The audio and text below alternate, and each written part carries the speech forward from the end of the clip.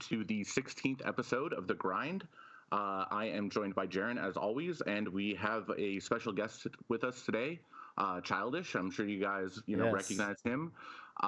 He has been a face in the community since I started playing, since everyone started playing. Yeah, so I'm really interesting excited. interesting note, Yeah. actually. So Childish was note. actually one of the first content he was the first content creators I started watching. And I actually kind of default to your videos because of it. Um I love watching your summoning videos. I don't know why. I enjoy Yeah. watching other people's luck, but like Well, they're good. It's I just really enjoy it. So like that's what I do whenever I have time to watch Summoner's Wars videos, is I like turn on your summoning videos. There you go. There you go. Yeah. So welcome, Childish. Welcome to the cast. If you want to say hello to everyone. Yeah. Hello, fellow grinders. It's good to see you guys all here, and Keith and Jaren. Thank you so much for bringing me on. I appreciate the opportunity. Yeah, thanks for coming on, for sure. Yeah. So I mean, you're one of the oldest content creators around for Summoner's War, right? You've been playing since the very beginning. Is that correct? Am I off base by that a little bit? No, I think you're pretty close there. So the game came out, I think, for Korea, it came out in April, but global launch was right around June. Yeah. I started playing in July, but I didn't start making content until October. So. Yeah. Okay. Did you make content for other games before? Was Summoners War the first content creation you decided to do? Did you how'd you decide to make Summoners War content? Right. So originally, when I first got started, I made some Clash of Clans videos for my guild. And then I found out my creativity aspect of the game and building, the town building. I started just focusing on building stuff within that realm, and also posting my builds on their forums for Supercell. And then after a while, I don't even know how I found the game. I'm sure you guys might have heard of it, Brave Frontier. Played that game for a little bit. And it just so happened that one of the content creators for Brave Frontier ended up playing Summoners War right when it first came out. So since I was watching it already, I went ahead and just gave it a go, and the rest is history. Yeah. So have you always been like a mobile gamer? Did you do like stuff before you got into mobile stuff? For me, I played a bunch of other games before I started getting into phone games at all, and now mobile gaming like fits into my lifestyle more than any other type of game or play style. But I know everyone has their different kind of origins with gaming and their time with that. Like, were you always a mobile gamer, I guess, is the short version of that question? Yeah. So when I was starting out very, very young, I originally played console games like most people did. Once the technology kind of risen up, I got into PC gaming heavily. Played a wide variety of games, varying from RTS games, I would say free to play games though, first-person shooter games, all the Quakes, all the Dooms, all the Wolfensteins, all the Warcrafts, the Starcrafts. Right. Did you ever play Eve? Did you ever get into Eve Online? I never got into Eve, but I did break into a little MMORPG. So EverQuest 1 and 2, Rip the Dream, that took away a lot of my life when I was younger. But I wasted a lot of time on EverQuest too. So yeah, it was fun. I feel like you guys had like similar experiences where I only have a PC because I was playing Eve, but like console gaming has always been where it's at. Like I've always just played like first person shooters, 2K, Madden, NCAA football, basketball, all that. And then like now, like even still, like I'm playing Apex with friends every now and then. I hit Gold 3 in Rocket League the other night. Super proud of that. It's the highest I've ever been. I don't know anything about Rocket League. It sounds good. It's respectable. I wouldn't say it's like good. Okay. Like it's just like better than I've ever been. So to me, it's good, But anyway, so like I still am like more focused on console games than anything, and I just played Summoners War for something to do. Yeah. Really, like when I couldn't console games. I conned you into playing it. I think was actually what happened. I mean, yeah, I got addicted to it.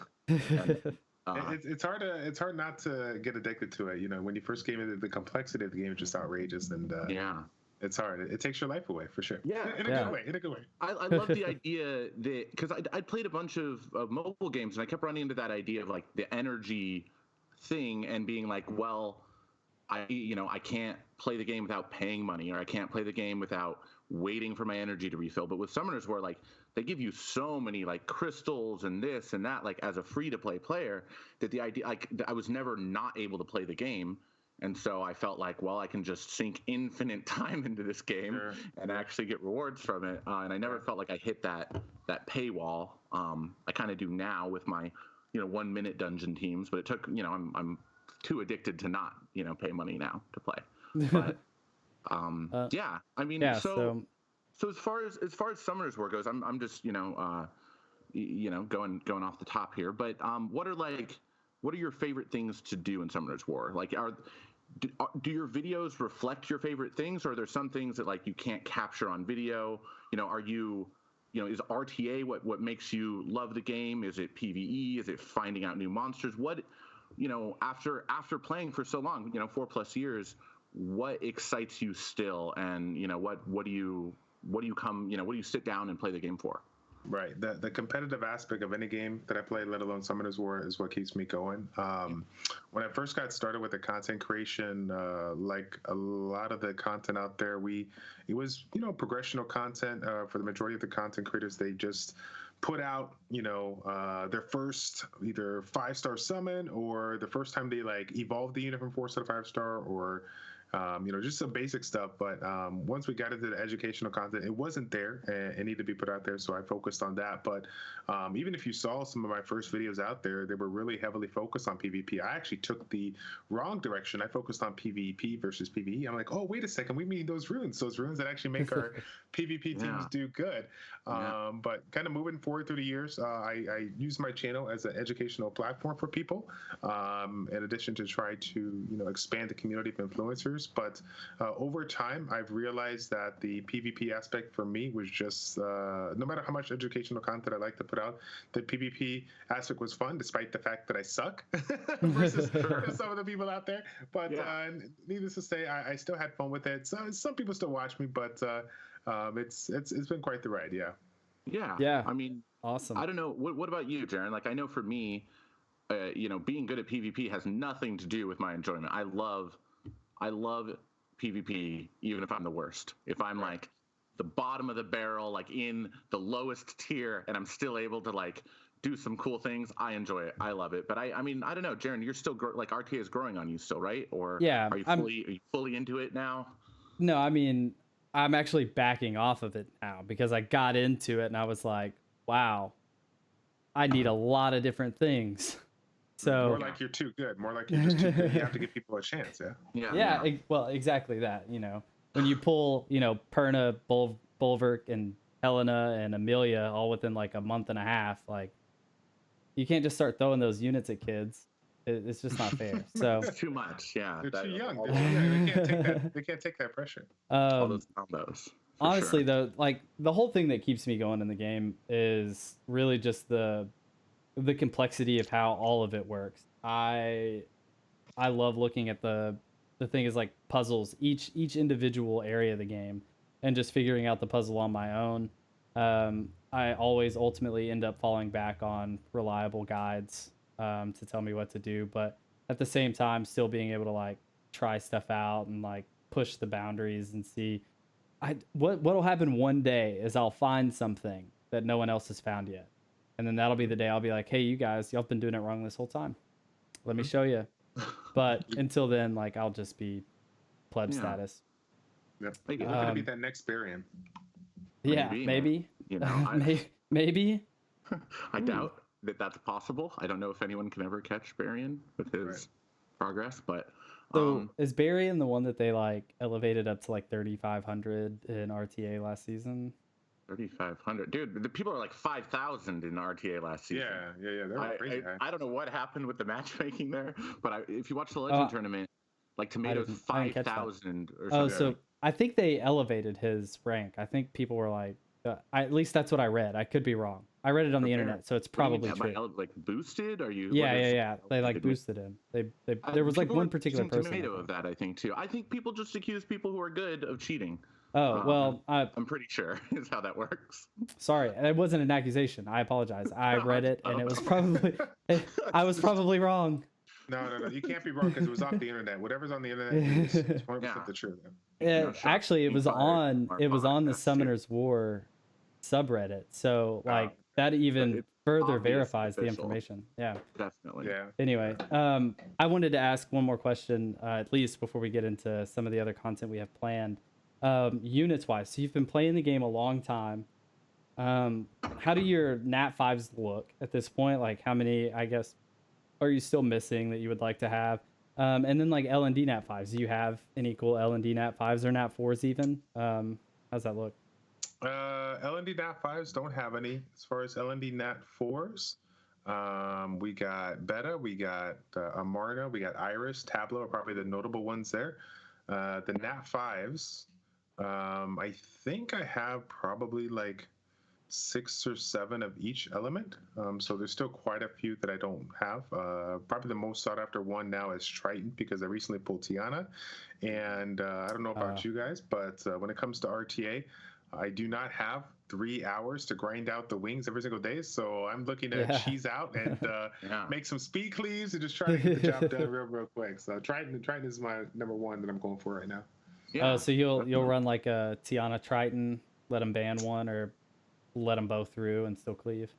Yeah. I'll do something like a Tiana Triton, Shayna, Samath, Lagmaron, or something like that, and then change it up depending if I need a certain element or whatever. So hey, so there's this great AoE stripper that's a Nat 4 called Soha. And I am high on Soha. No, man. I don't like Soha. I've never actually used her, but I feel like she's really good. Yeah.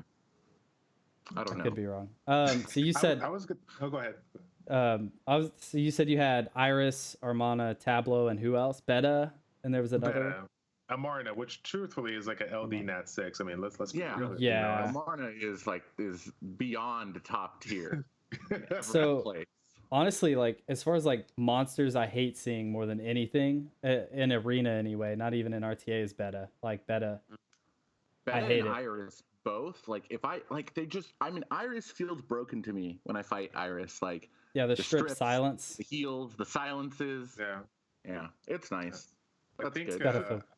I think that last nerf did her dirty though. Like I mean, she's strong, but she just doesn't. She's just not as how do I say contested anymore, just because of the fact that she got that activation rate drop. So but, I mean, do you have a favorite monster? Like just period. Orion. Number one. Yeah, Orion was like one of my original brands on my channel, and then I broke into kind of more of a general band. But Orion was Bay is Bay is what the kids call it these days. Bay. Yeah. Bay. I like Orion. He does a lot, man. He's great. I haven't built him. I still haven't built Orion. So I have 35. You haven't built Fran. I don't know who you are. I don't know what you're building. Whoa. Hold on. Wait a minute. Don't give me a hard time with the Fran. Okay, I just got Fran because I fought her mine like 2 days after I got it. So like, oh no. Okay. I only 6-starred him. I only 6-starred her because they did not nerf her to the ground this last patch here. So I was lucky. I was waiting I feel on like it. she might catch a little bit of a nerf in the future, but I feel like she kind of fits in with the same mindset of like having accessible picks. Same way like Twins coming into the game made PvE way more accessible for new players to catch up, and it devalued some of these like speed teams that existed before Twins, but people were already running those, and it kind of like evened or leveled the playing field. I feel like Fran for RTA is kind of the same thing. Like you can have a team now that's got like Fran and then maybe like Tessarian and Elsharian and like that's almost a good core right there, right? Yeah. Like you've got these free to play options now that you can like augment with your cool Nat 5s, but Fran I feel is like a really great step in the right direction. I know she might be a little overtuned for that, but I'm hoping that they never like maybe they'll nerf her stun activation or something, on her S1 a little bit, but that feels really bad to be on the receiving end of that, to be honest. Wonderful. Like it's so consistent. There's no monster that I can like S1 into anything and feel like I'm going to get a stun more than Fran. Right. It's really good. But I mean, I guess since we've started talking about balance a little bit, that's going to be kind of the main focus of the cast. Well, one more Where do you quick guys want to start? question. What are you guys hyped about? Yeah, what's your question? So Yeah. if you could pull the unit right now, who would it be? Any unit? Triton. Yeah, it'd still be Triton. Still Triton? Just yeah, all still those Triton. LD Nat 5s out there, and Triton's the one. So I mean, I guess the substitute if I wanted to go LD Napa would be Gianna, because Gianna essentially does the same thing that I'm trying to do. But the Triton, I mean, Triton and Tiana, I like them so much, not just because of the strip aspect, but the attack bar manipulation. And so for me, it's super hard to be competitive with regards to my rune quality. So having that attack bar reduction like possibility, just kind of makes things just that much easier to make sure that nothing gets cut in between. So I like that. What about the Fire Pioneer? I mean, he's his own attack bar. Okay. Yeah, I was curious. Yeah, Chiwu. Not too. Yeah. So, anyway, that's one last question I had before we moved on. I was really curious about that. Now, so we're going to talk about the balance patch today. Honestly, I think this one felt a little thin. There was a focus on the druids, and I feel like the druids needed a balance. There were some that were in a really good place. I feel like the wind one and the dark one, we can say, felt really good before this. But other than that, I have a Baleo myself. Don't see a lot of the fire one, and I don't see a lot of the light one, although I think he's good too. Just off memory, I don't remember what he does, but yeah. So I think that a balance was due. What are your thoughts on the druids post or pre patch here? I got to echo your statement. I thought the wind and the dark one were really good. They really didn't need any change. It was kind of nice to see the fire one get some love, but the love that they gave to the water one was obviously not enough. It is kind of unique though, because I think the water one, I think it said it changes the instead of it getting hit, it's now if the ally gets hit or gets below 30%. Now it's going to get the attack bar increase. So I'm guessing people were exploiting. Were they exploiting it originally by like doing single target ignore defense or single target cleaves to take other units out and not focus on it? Or I think it was something. Wasn't it the water one? It was something to do with multi hits. Where if like the third multi hit got it below, it didn't matter. It was like only the first hit counted in that passive activation. But I guess I mean, does that make it stronger? Because I guess it's like removing that like kind of like automatic nemesis that it was providing, but now it's like a nemesis for your whole. I mean, not nemesis, but like triggers that heal off your whole team. And then didn't they add a passive 10% heal as well? I think only when he's in beast form, unless I misread that. Druid. I'm not sure on the water, because I guess the idea of the water one, right, is that if anyone on his team gets reduced, below 30%, or is that what it is, below 30%? Yeah. Then he takes that turn and can heal, I guess, or whatever. He can heal, but I'm not sure. Especially if multi-hits can cheese through, right? Then it feels really useless, because it's not like a Triana where he auto cuts in, So if they're killing things, they're killing things. I'm not sure. I mean, I am rather ignorant when it comes to the druids. I feel the same in that I know the dark one was really, really strong, and anytime I fought the wind one, it was like he has so many lives and revives and thing, like it just felt wild. Just never stopped. But I guess I've seen videos now of the fire one, like AoE armor breaking and then cleaving really hard. But I don't know how much it feels like it still is kind of slow and takes a lot of setup. I guess as a whole, balance patch wise, I think this one touched something like 10 to 15 nat 5s, and the last one touched I think it was 20 to 25 nat 5s. I saw someone commenting on Reddit about that. So the last one obviously felt a little more meaningful across the board, but at the same time, I don't know. I feel like druids really did need love, right? As a new family that people would be pulling and should be excited for. There was not a lot of hype around the druids.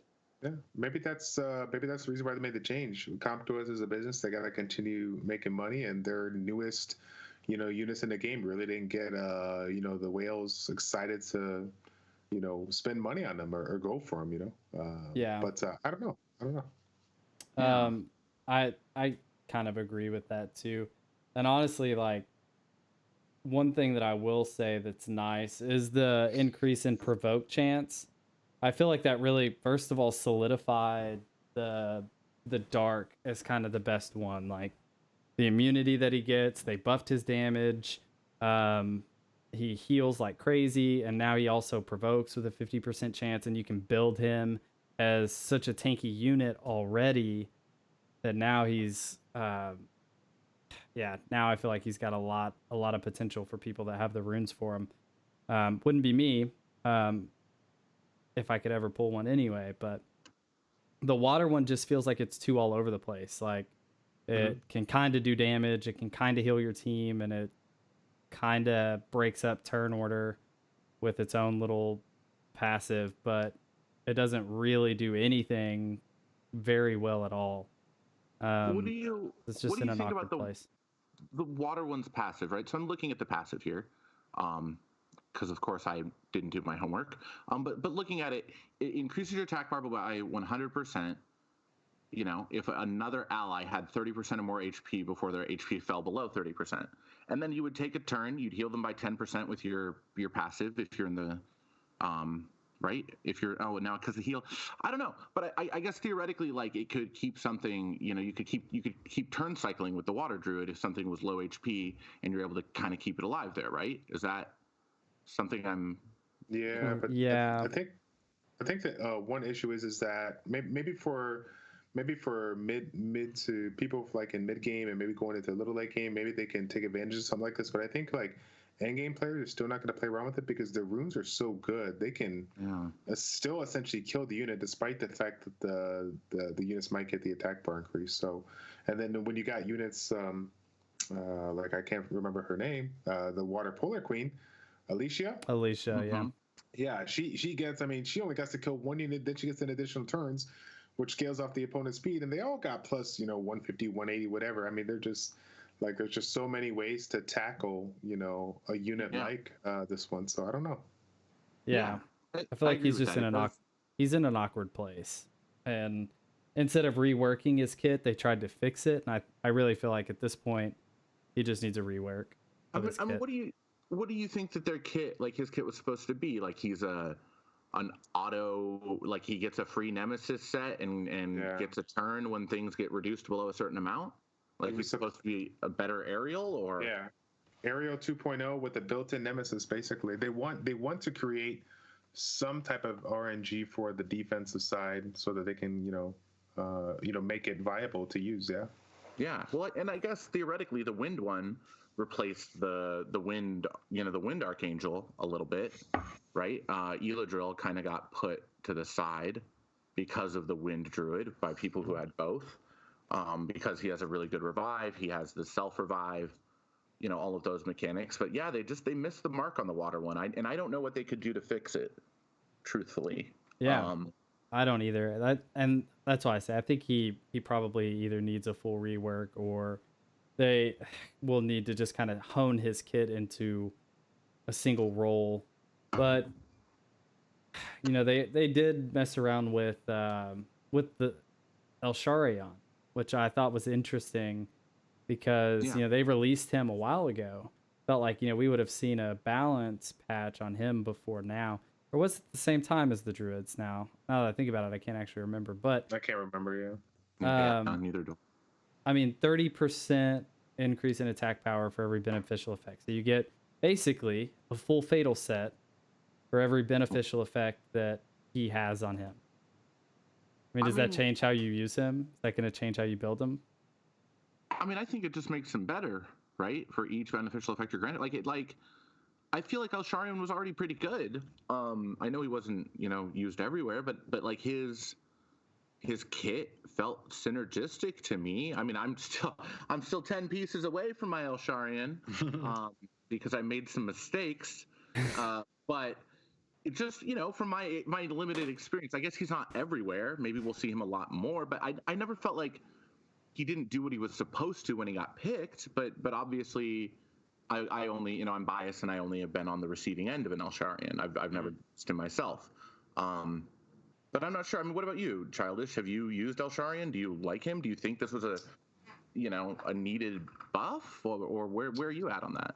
So I mean, I guess the buff is a buff, right? We'll take it and we'll get it. Yeah. I don't know if it's going to be as useful as they predict, because even though the damage multiplier is actually pretty nice, realistically, no one's going to have 5, 6, or 7 buffs. People are going to be using, essentially, anywhere from 3 to 5 of the contested support-based units that have beneficial effects, and they're going to be, essentially shields, immunities, anti-crit, maybe attack, and depending on your comp, maybe defense as well.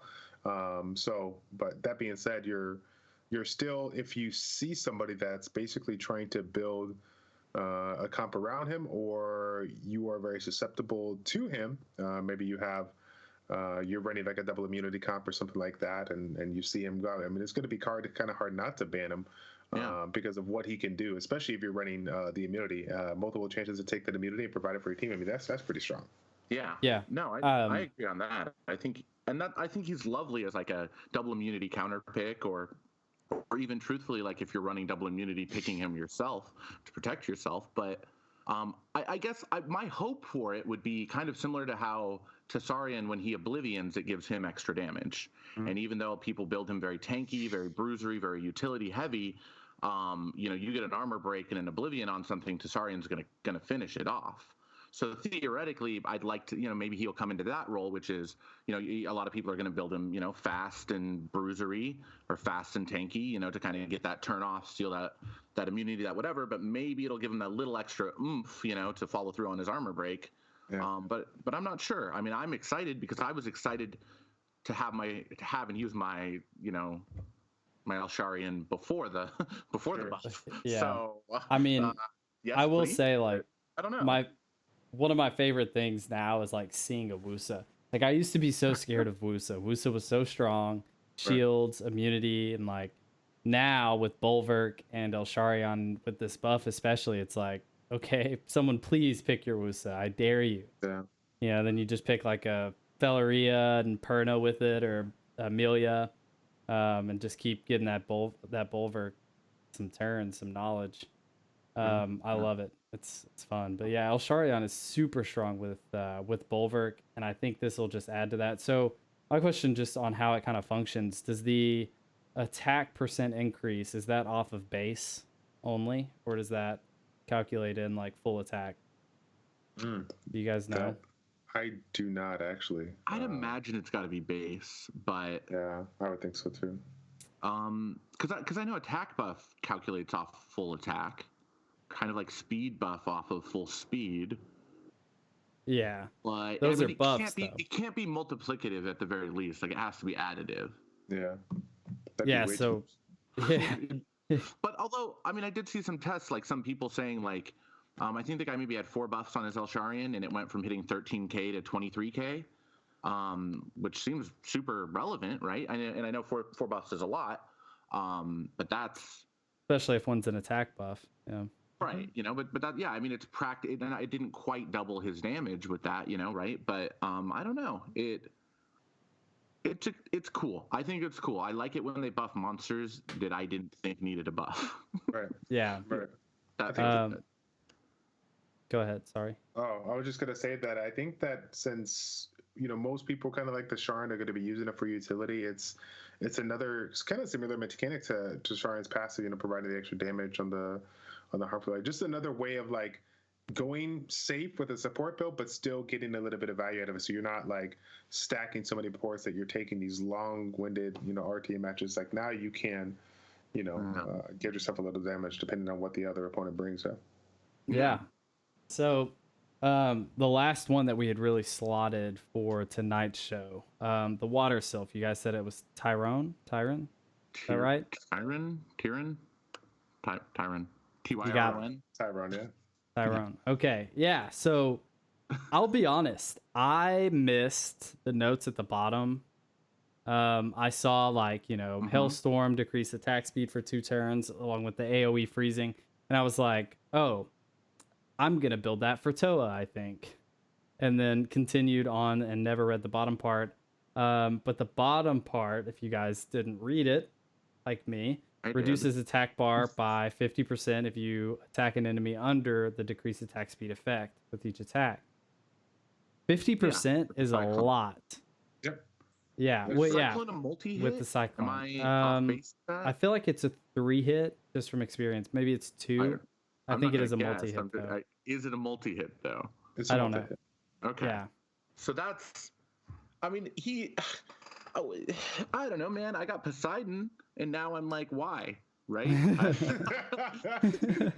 You know, I get it, right? He silences, but like that's awesome. Truthfully, like that's I mean, it couples with good Toa and control monsters already who already have slows, right? Like a lot of people do Spectra and the water Taoist, Gildong, I think his name is, for like that perma CC. But like now this guy, you throw him in there, he gets added effects with slows, he adds the slow.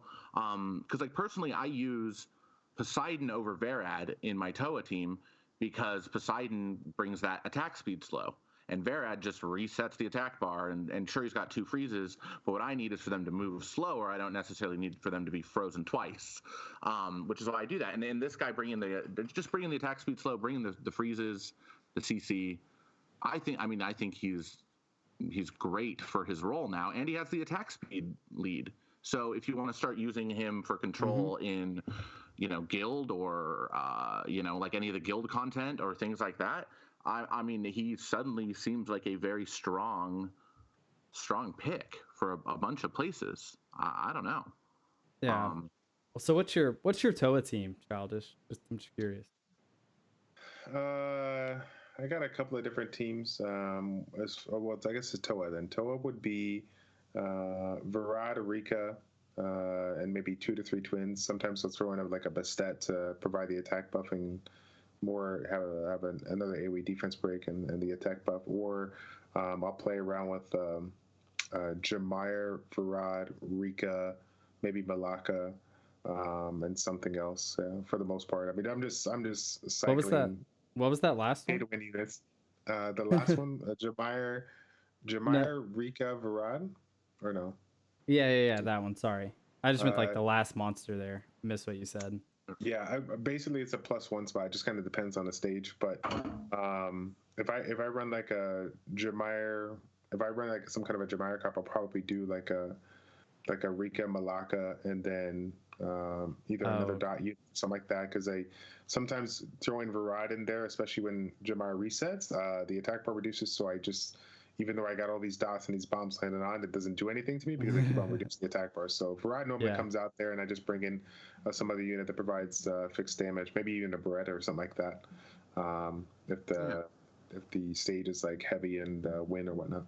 Yeah, I think that one of the things that Tyrone is going to allow is for people to transition away from the pure dot damage team into more damaged focused teams, because you've got the twins now that offer a lot of attack bar reduction with Shayna.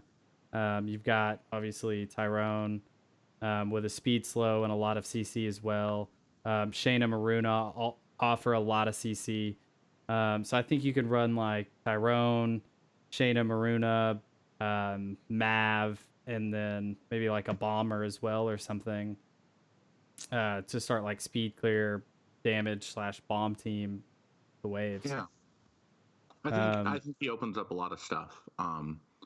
He's pretty accessible and with the speed buff too. Sorry, you're comparing, like, we compare him to these Nat 5 CC monsters that people use in Toa, and I think that's really big when a Nat 4 can edge into that space and have a space where maybe potentially he's even better with his speed lead or with his with his kit in certain situations. So I really like that a lot. Yeah, I mean, I think that says it for him. I'm not sure I mean, it's a great buff. Yeah, I certainly didn't see it coming, actually. That was another one that like I didn't expect. Yeah, because people already use them in, like, I guess mid game, like arena, if they don't have a great speed lead, they'll throw him in there because of the CC that he provided. So yeah, it's interesting. I mean, the only other thing I'm really interested in these notes is the Fire Lich buff, because I've always had a Oh soft yeah, spot for Fire Lich. And basically like a now, pity counter. yeah, it's exactly that, really, truthfully. And I mean, his passive was already great. Him cutting in, doing damage, doing like against violent units, especially things like ponies. And now it's just like he's an insane Diana counter. Right. With that pity counter and all the turns Diana takes, and just the RTA meta in general, where turns after turns after turns, even you've got Verd in there cycling turns, and you've got violent on every unit. That Fire Lich just cutting in, buffing himself, and AoEing things down. I'm really really excited for that. Especially as like a Nat 4 who is basically built to counter a lot of the current things in the meta right now. I don't know. I like him. I'm excited about him. You guys don't have to agree, but Well, I am excited about that. he's already like a frustrating stage in Toa as it is. So now I'm sitting and looking at it like, oh, he's Yeah. Yeah. But That can't be a pain. Is that what this martial cat buff is? Is it just making Toa harder? Is that the only thing? I think so. Yeah, I think so. No one's gonna like build a martial cat after this buff, right? Like, nothing here looks like anyone's gonna build a martial cat. It's just strictly Toa is now harder. yeah, I think this Fire Phantom Thief buff, maybe the Succubus stuff could be cool. I didn't analyze it enough, honestly. But it just looks like minor tweaks to me, truthfully. I don't know. I could be really ignorant.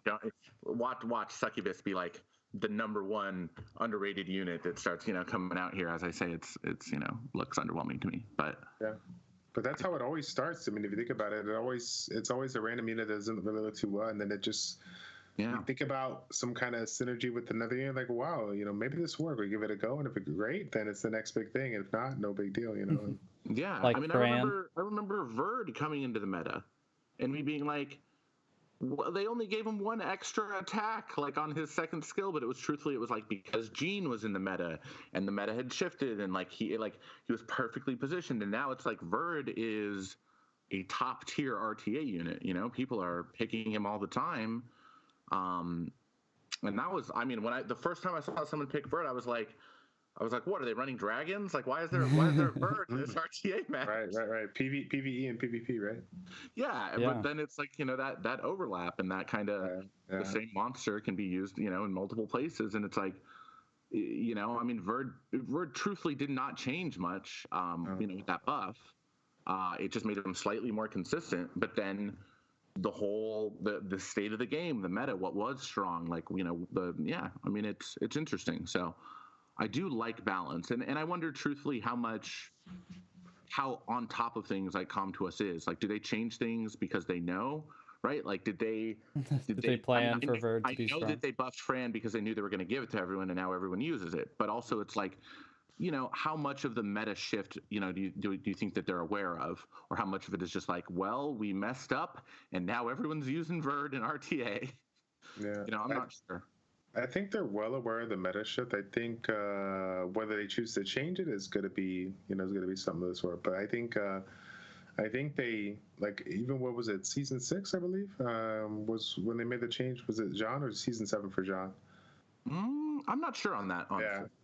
Yeah, I think it was season 6, but I felt like at that time there was a couple of different arguments as to why people did not really go hard into RTA, and outside of the runes, which we can make the argument for any kind of PvP platform, the units at the higher levels. I mean, if you got certain units, you were automatically G1 or G2 or whatever. So bringing in a very strong free-to-play option, I think, was a very, very smart move, and then kind of leading into these last couple of seasons here with now you got Vertigo, you got Fran. I think I actually think it's a great thing. It gets a little old seeing it every single time, but I'd rather have a free-to-play player like get a chance in there and have a good chance to do well versus just get outshined by somebody picking the 5 most contested RTA units out there. Yeah, I agree. I mean, definitely.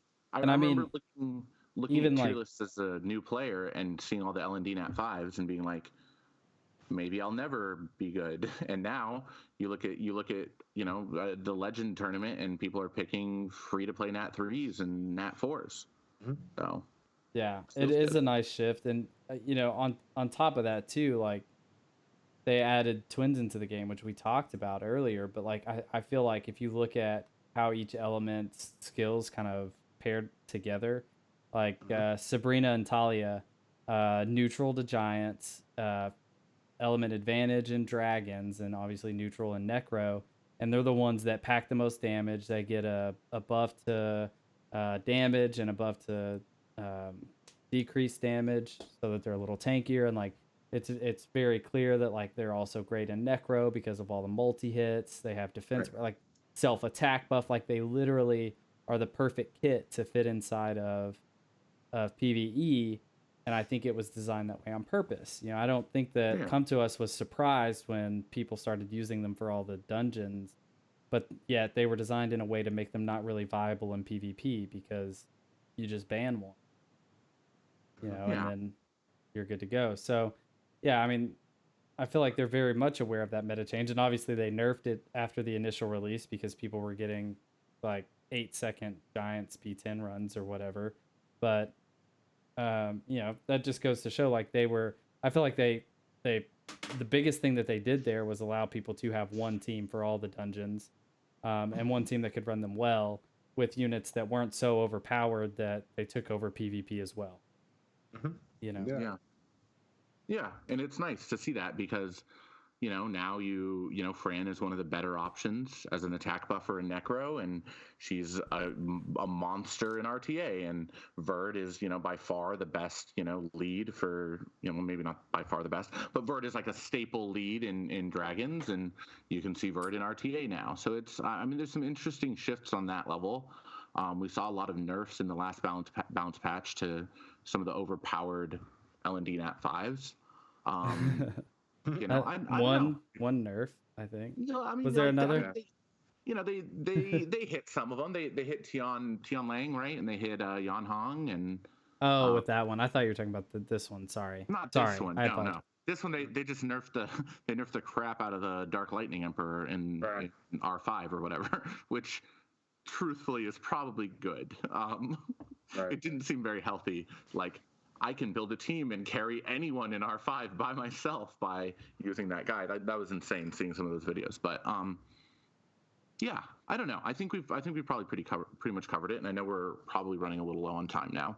But I mean, any other thoughts on balance, on what the state of the game? What are you guys thinking and feeling? I have some statements and thoughts, but I'll let you guys go first, probably.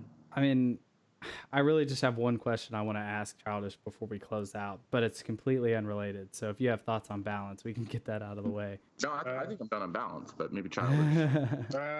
No, really, the only thing that just to kind of echo what we were saying initially when we first got started, there was a lot of hype going into this next update because of how well received the last balance patch was. Unfortunately, this one kind of dropped the ball a little bit. But that being said, maybe it's just kind of like what we were saying throughout this podcast, was maybe there's just some unit out here that had some small change that might, with the right, pair or something, we might find, a little bit more benefit, and maybe something will come out of the woodwork, because there's always going to be somebody testing. I still remember halfway through the season when, no one was really using Aegir, and then Aegir, started to be the biggest craze ever. It's just like Aegir. No one was thinking about Aegir when the change initially came out. It wasn't until like partway through. It's like, wait a second, look at how many turns this guy can get, and to put him on a balance, and it's over. So yeah, I mean, I really wish that I was like in a position to just like go through and test every unit like this. Like I wish there was like a sandbox I could test in, or I mean even like a private server, now that we're diving into the realm of highly questionable ethics here, but like just some way to like get in there and test these units and feel that, because that would be really fun, I think, kind of like trying to break the meta. You can, right, Keith? You can do it right now. Really? Tell me more. But all you got to do is swipe, buddy. Get in there. Okay.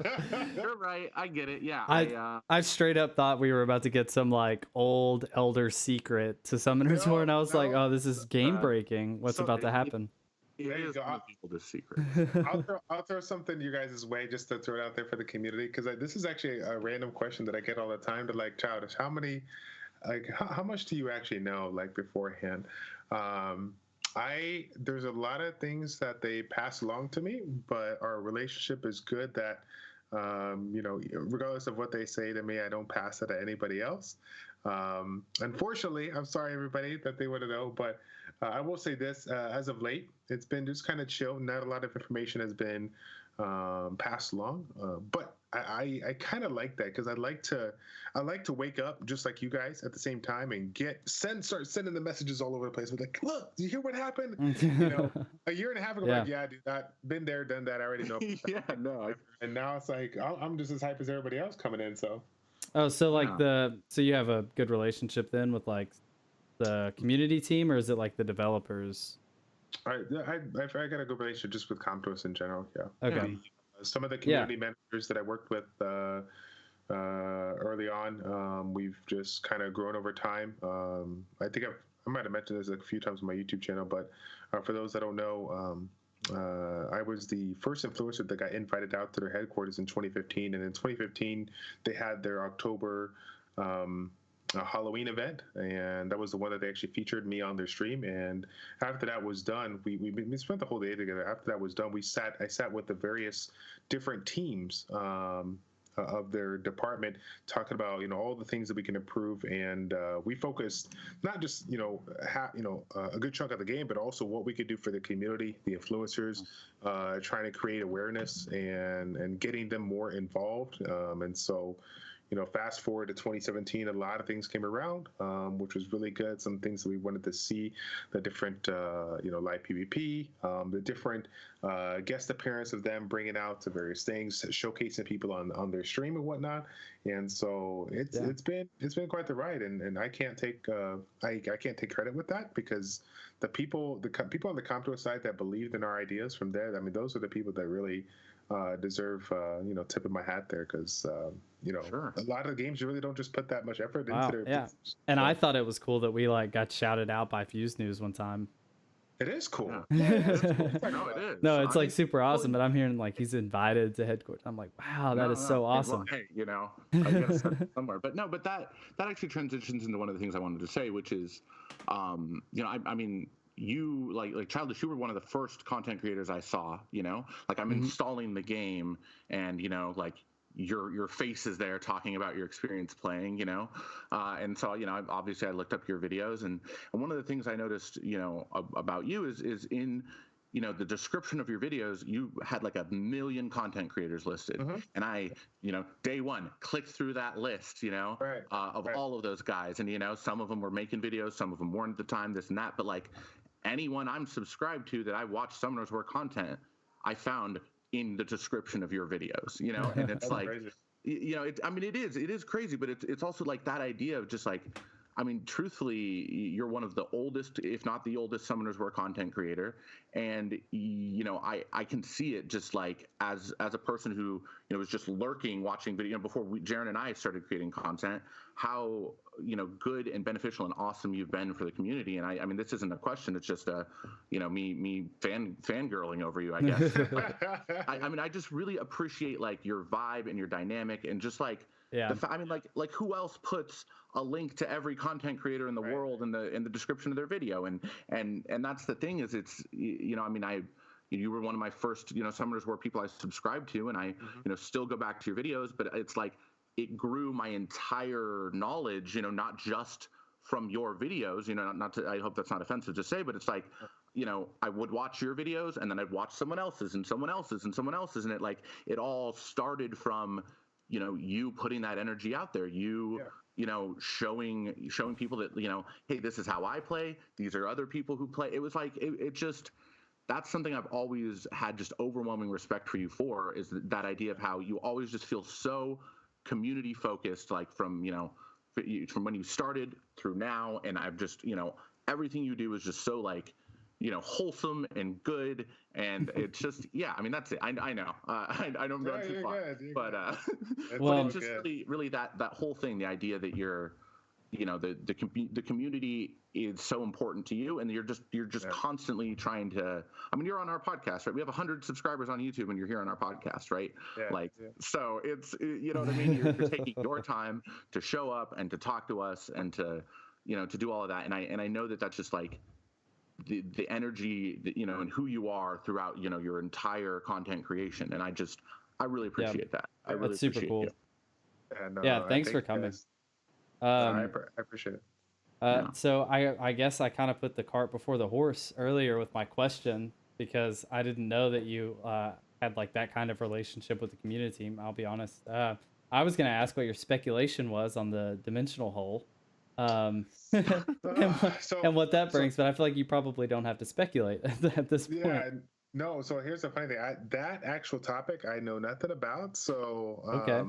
I don't. I wish I had an idea, but I just because of the fact that they push it so far back, anything that I throw out there just really wouldn't make sense because I think Yeah. about what they brought content wise every 6 to 12 months, 6 9 months, 9 to 12 months, and I'm like, well, shoot, if this new idea took this amount of time, then the dimensional hole, if this is going to be something unique or whatever, like, it should have been Yeah. out. Like, what takes 2 years to come out? I mean, Yeah. At this point, Are we there's due for there's something red like that? tape somewhere. you, In my Like, opinion. was Siege the last major content, or what? I mean, I'm Lab. trying to think. Lab yeah, was last. Lab. I mean, Okay, right, true. So what we should check is to see if this update dimensional hole did it come out what was it, a year or two ago on this date? Because today at the recording that we're doing, it's April Fool's. Maybe this was an original April Fool's joke. We don't even know.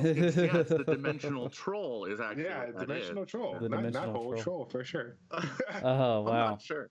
Truthfully. Yeah, I mean at this point I don't know that it's so much like a developer issue as much as I would imagine like some kind of red tape somewhere that they're just not able to get past because you're right, like we've gotten some great updates within that 6 to 12 month period that it shows what work they can get done in that time frame. So, I feel like there's got to be something more bureaucratical or something going on to where they haven't been allowed to release it yet.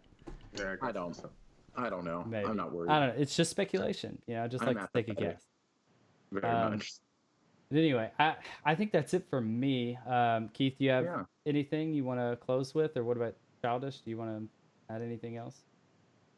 That's pretty much it. Just big shout out to all the grinders out there that have been constantly supporting you guys for what now? Since December, was it 6? I think you guys got started. At least on YouTube is when you post the first one. So Yeah, I Yeah. mean, roughly 16 weeks. So. yeah, just keep it going, guys. I don't know how much you've looked at the algorithm and how you feel about things right now, but when I first got started, maybe I had 100 subscribers in the first 2 months, and maybe 3-4 months into it, I maybe doubled it, if not. So it's kind of funny, it's kind of cliche, right? But the grind is hard, but when you continuously get there, you keep on working on it, you'll get it. I don't know how to say it. It's like it's the I mean, grind. it's the grind. Yeah. Grind, right? And I know We, we say it a lot, but truly already, like, even if we never got another subscriber, like, we have such a great like Discord community. I don't know if you ever peeked in there. I know you're in there. But like, people are constantly talking, giving help. New guys are joining. Sure, some people fade in, come in, come out, but like, it's a one. Like, I mean, if I'm bored, if I'm down, if I want to talk about Summoner's War, I can go in there and like talk to dudes in our Discord. And it's like, if we never grew, I'd still be like overwhelmed by how awesome just the people who are already listening to us are. And like, growing feels great, right? New guys joining the Discord every time, positive feedback, comments, that's all great. But like, I mean, personally, I'm more than fulfilled already. And like, if we can grow and get big and get more people on the the grind, whatever, then sweet. But truthfully, it as far as my creative outlet that this show is, and the content creation, I'm so happy already, and being able to like have you on as a guest. We had Sean B on, we had Mystery Hunt on, and I can just sit here and like fire questions at you guys. It feels wonderful already. Yeah. So I'm wildly happy. Yeah, and you talk about the algorithm. I was literally texting Keith today, and I was like, okay, so on Friday we had like hit a record of downloads for the day, and I check it very infrequently at this point. and it was something like 63 downloads in a day, which is it's an odd number anyway. I don't know that it's completely accurate, but I was like, that's huge, and we hadn't released anything at that point. I was like, I think someone gave us a shout out somewhere. And then I checked it again today and saw that on Saturday we had like 130. So like 64 from the day before was our new record, and then we like doubled that the next day. And I was like, Yeah. I was like, we must have been like shouted out or linked somewhere. Like someone must have done something nice for us. And I like I honestly feel bad if they did, and I don't know who it is because I want to thank them. But like at the same time, maybe it's the algorithm. Maybe we started showing up somewhere, and you never know. I'm content either way. Yeah, I saw that and I was like, this is insane. Like, how many? Like, I don't have that much good stuff to say. Blown by it. Yeah, like, right. Flabbergasted. I really am. So, anyway, I know you've got kind of some time constraints here, so I won't keep you any longer. Thanks for listening again, you guys in the Discord. You guys are awesome. Thanks for joining us, Childish. It's really been a good fun time for me. And hopefully we can do some more stuff in the future with you. But yeah, thanks for being here. We'll see you guys next week.